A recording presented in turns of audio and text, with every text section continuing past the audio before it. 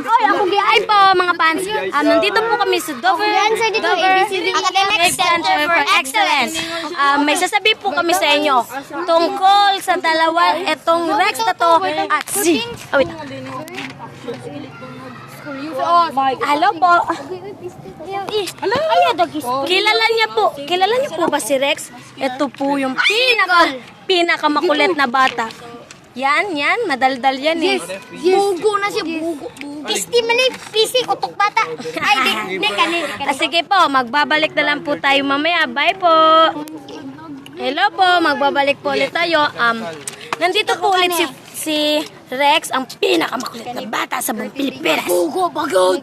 Yan, Utok bata, utok bata. na, palagi sila nag-aaway yan. Nabali Palagi peste. Ako pa po yung yan po, palagi po yung nag-aaway. Yan po, yan. Nana, sabi to ako. Yan, nag-review.